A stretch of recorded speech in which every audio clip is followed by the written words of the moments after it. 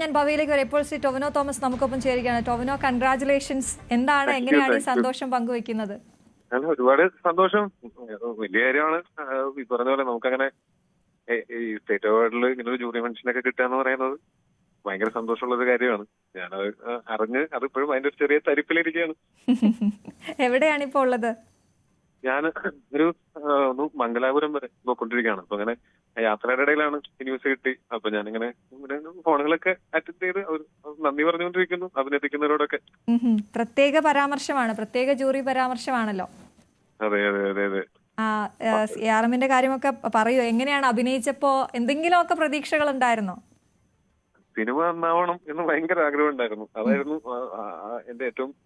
ഞാൻ ഏറ്റവും പ്രതീക്ഷ വെച്ചിരുന്നത്. അത് ഞാൻ ആദ്യമായിട്ടാണ് അങ്ങനെ ഒരു 3 കഥാപാത്രമൊക്കെ ഒരു സിനിമയിൽ ചെയ്യുന്നത്. അപ്പൊ ഞാനത് എനിക്കത് ചെയ്യാൻ പറ്റുമോ എന്നൊക്കെ ഞാൻ സംശയിച്ചിരുന്നിരുന്നു. എന്റെ സുഹൃത്തുക്കളൊക്കെ തന്നെയാണ് അത് മോട്ടിവേറ്റ് ചെയ്ത് ഞാനിതിനു വേണ്ടിയിട്ട് ശ്രമിച്ചു. ഞാൻ ശ്രമിച്ചിട്ട് അത് സിനിമയായിട്ട് ഇറങ്ങിയപ്പോ ആ സിനിമ വലിയ വിജയം നേടി തിയേറ്ററിൽ. അത് തന്നെ ഭയങ്കര സന്തോഷമുള്ളൊരു കാര്യമായിരുന്നു. കാര്യം നമുക്ക് ഒരുപാട് പ്രിയപ്പെട്ട ആൾക്കാരാണ് ആ സിനിമയിൽ ഉണ്ടായിരുന്നില്ല.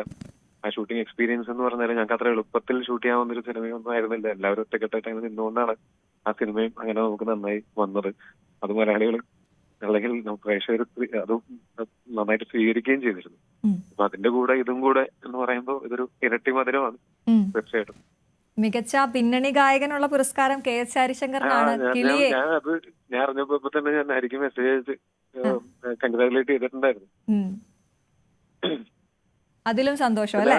പിന്നെ VFX-നും അത് ഇതിനുൾപ്പെടെയുള്ള എന്റെ ഡയറക്ടറായിട്ടുള്ള ഇതിനുൾപ്പെടെയുള്ള അതിൽ VFX സൂപ്പർവൈസേഴ്സിനെല്ലാം അഭിനന്ദനങ്ങൾ. അതും വലിയ സന്തോഷം. പിന്നെ ഈ അവാർഡ് മേടിച്ചേക്കുന്നത് എല്ലാവരും നമുക്ക് വളരെ പ്രിയപ്പെട്ട ആൾക്കാരാണല്ലോ. മമ്മൂക്കയാണെങ്കിലും ആസിഫ് ആണെങ്കിലും ബാക്കി ഈ ഞാൻ ആ അവാർഡ് ലിസ്റ്റ് കാണുന്ന സമയത്ത് നോക്കിക്കോ, എന്റെ അമ്മ ഇന്ന് കുറച്ച് നേരം ഇരുന്ന് മെസ്സേജ് അയക്കാനുള്ള അത്രയും പരിചയക്കാരുടെയൊക്കെ അവാർഡ് കിട്ടിയിട്ടുണ്ടല്ലോ എന്നാണ് ആലോചിച്ചത്. ഞാൻ എല്ലാവർക്കും ഇങ്ങനെ മെസ്സേജ് അയച്ചുകൊണ്ടിരിക്കുകയായിരുന്നു. ഒപ്പം ഇങ്ങനെ എന്നോട് മെസ്സേജ് അയച്ച് പറയുന്നവരോട് നന്ദിയും പറഞ്ഞുകൊണ്ടിരിക്കുകയായിരുന്നു. ശരി ശരി. എനിവേ കൺഗ്രാറ്റുലേഷൻസ് ഒരിക്കൽ കൂടി. താങ്ക് യു സോ മച്ച് ഞങ്ങൾക്ക് ഒരുപാട് നല്ല സിനിമകൾ തരുന്നതിന്. തീർച്ചയായിട്ടും ഇനിയും നല്ല സിനിമകൾ തരാൻ എനിക്ക് സാധിക്കട്ടെ. Thank you Tovino. ടൊവിനോ തോമസ് ആണ് സംസാരിച്ചത്. പ്രത്യേക ജൂറി പരാമർശം നേടിയ ടൊവിനോ തോമസ് ആണ്. അദ്ദേഹം യാത്രയിലാണ് എങ്കിൽ പോലും പ്രതികരിച്ചു. വളരെയധികം സന്തോഷം എന്നുള്ളതാണ് പറഞ്ഞത്. ഭവ്യ, തുടർന്നോളൂ. തീർച്ചയായും മികച്ച രണ്ടാമത്തെ ചിത്രം നോക്കുമ്പോൾ അത് ഫെമിനിച്ചി ഫാത്തിമ തന്നെയാണ്. ഫെമിനിച്ചി ഫാത്തിമയ്ക്ക് തന്നെയാണ് അശ്വതി മികച്ച നടിക്കുള്ള പുരസ്കാരം. അതിനോടുകൂടിയാണ് മികച്ച രണ്ടാമത്തെ ചിത്രമായ ഫെമിനിച്ചി ഫാത്തിമയിൽ തന്നെയാണ് മികച്ച മലയാളത്തിലെ മികച്ച നടി ഷംല ഹംസ തിരഞ്ഞെടുക്കപ്പെട്ടതും അതേ സിനിമയിലൂടെ തന്നെയാണ്. നമ്മൾ നേരത്തെ പറഞ്ഞതുപോലെ പ്രത്യേക ജൂറി പരാമർശം ജ്യോതിർമയിക്കാണ്. അത് ബൊഗൈൻവില്ല എന്ന ചിത്രത്തിലൂടെയാണ് ജ്യോതിർമയി പ്രത്യേക ജൂറി പരാമർശത്തിന് അർഹയായത്. നമുക്കറിയാം ഒരിടവേളയ്ക്ക് ശേഷമാണ്, വലിയൊരു ഇടവേളയ്ക്ക് ശേഷമാണ് ജ്യോതിർമയി വീണ്ടും മലയാള സിനിമയിലേക്ക് തിരിച്ചെത്തിയത്. അതും ഒരു പ്രത്യേക ലുക്കിൽ. ഇപ്പോൾ നമ്മൾ സ്ക്രീനിൽ കാണുന്നത് പോലെ തന്നെ മുടിയൊക്കെ വെള്ള കളറിലുള്ള മുടിയൊക്കെ ആയി ഒരു വളരെ വ്യത്യസ്തയായ ഒരു കഥാപാത്രമായാണ് ജ്യോതിർമയി സിനിമയിൽ തന്നെ രംഗപ്രവേശനം ചെയ്തത്. ആ ഒരു ഇടവേളയ്ക്ക് ശേഷം വന്ന ആ സിനിമയ്ക്ക് തന്നെയാണ് ജ്യോതിർമയിക്ക് ബൊഗൈൻവില്ല എന്ന ചിത്രത്തിന് തന്നെയാണ് അതിലെ അഭിനയത്തിന് തന്നെയാണ് റീതു എന്ന കഥാപാത്രമായിട്ടാണ് ആ സിനിമയിൽ ജ്യോതിർമയി രംഗത്തെത്തുന്നത്. ആ കഥാപാത്രത്തിന് തന്നെയാണ് ഇപ്പോൾ ജൂറിയുടെ പ്രത്യേക പരാമർശം ഉള്ളത് എന്ന് തന്നെയാണ്. അതോടൊപ്പം തന്നെ ജ്യോതിർമയിക്കൊപ്പം തന്നെ ദർശന രാജേന്ദ്രനും പാരഡൈസ് എന്ന സിനിമയിലെ അഭിനയത്തിന് ദർശന രാജേന്ദ്രനും പ്രത്യേക ജൂറി പരാമർശമുണ്ട്. നമ്മളിപ്പോൾ സംസാരിച്ച ടൊവിനോയ്ക്കാണ് മറ്റൊരു പ്രധാനപ്പെട്ട പ്രത്യേക ജൂറി പരാമർശമുള്ളത്. ARM എന്ന സിനിമയിലേക്കാണ് ടൊവിനോ തോമസിന് പ്രത്യേക ജൂറി പരാമർശം ലഭ്യമായതോടൊപ്പം തന്നെ ആസിഫ് അലി, നമ്മൾ തുടക്കം മുതലേ ആസിഫ് അലിയുടെയും മമ്മൂട്ടിയുടെയും പേരായിരുന്നു മികച്ച നടനുള്ള സംശയത്തിൽ അല്ലെങ്കിൽ പറഞ്ഞുകൊണ്ടിരുന്നത്. ഇപ്പോഴിതാ ആസിഫ് അലിക്ക് കിഷ്കിന്ദ കാന്തം എന്ന സിനിമയുമായി ബന്ധപ്പെട്ട് പ്രത്യേക ജൂറി പരാമർശം ലഭിച്ചിരിക്കുകയാണ്. മമ്മൂട്ടിക്കൊപ്പം തന്നെ തുടക്കം മുതലേ ഉയർന്നു കേട്ട പേരായിരുന്നു ആസിഫ് അലിയുടേത്. ആസിഫ് അലി രേഖാചിത്രം, കിഷ്കിന്ദ കാന്തം തുടങ്ങിയ ചിത്രങ്ങളുടെയൊക്കെ അഭിനയത്തിനാണ് അദ്ദേഹത്തിന് ഇപ്പോൾ ജൂറിയുടെ പ്രത്യേക പരാമർശം ലഭിച്ചിരുന്നത്. എന്തായാലും ഇതൊക്കെയാണ് നിലവിലുള്ള ഈ 2024 പുരസ്കാര പ്രഖ്യാപനം. അതിൽ വേടനടക്കമുള്ളവർക്ക് പുരസ്കാരം ഉണ്ട് എന്നുള്ളതാണ് ഏറെ ശ്രദ്ധേയമായ കാര്യം.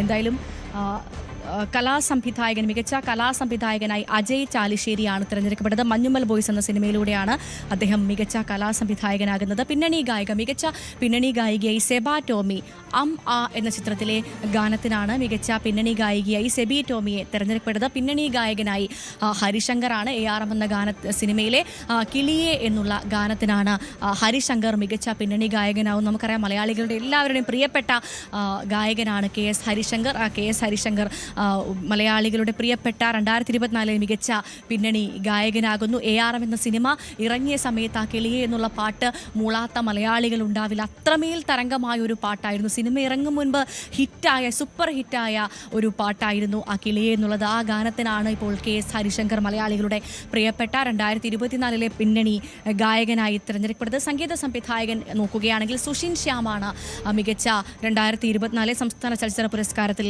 സംഗീത സംവിധായകനായത്. സുഷിൻ ശ്യാമാണ്. ഒപ്പം വേടന്റെ കാര്യം കൂടി പരാമർശിക്കേണ്ടതുണ്ട്. വിയർപ്പ് തുന്നിയിട്ട കുപ്പായം, ആ പാട്ട് യുവതലമുറ ഒന്നാകെ ഏറ്റെടുത്ത പാടിയൊരു പാട്ടാണ് വിയർപ്പ് തുന്നിയിട്ട കുപ്പായം. മഞ്ഞുമൽ ബോയ്സ് എന്ന സിനിമയിലെ തന്നെ ഗാനമാണ് ഈ വിയർപ്പ് തുന്നിയിട്ട കുപ്പായം. അതിൽ മികച്ച ഗാനരചയിതാവായി വേടൻ തിരഞ്ഞെടുക്കപ്പെട്ടിരിക്കുന്നു എന്നുള്ളത്. ഹിരൺദാസ് മുരളി എന്ന വേടൻ മികച്ച ഗാനരചയിതാവായി എന്നുള്ളതാണ് ഏറെ ശ്രദ്ധേയമായ കാര്യം.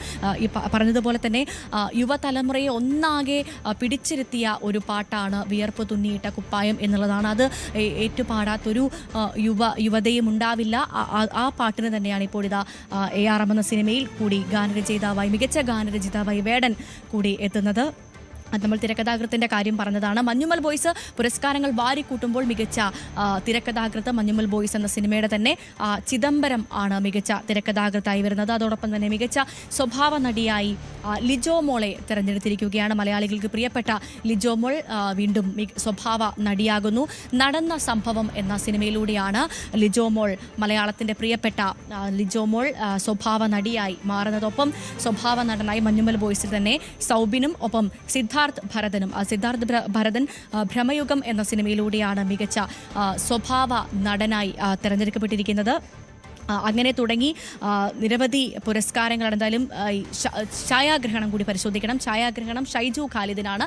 അതും മഞ്ഞുമൽ ബോയ്സ് എന്ന സിനിമയ്ക്ക് തന്നെയാണ് ഇപ്പോൾ മികച്ച ഛായാഗ്രഹനുള്ള പുരസ്കാരം. അത് ഷൈജു ഖാലിദിനാണ് ആ പുരസ്കാരം സ്വന്തമാക്കി.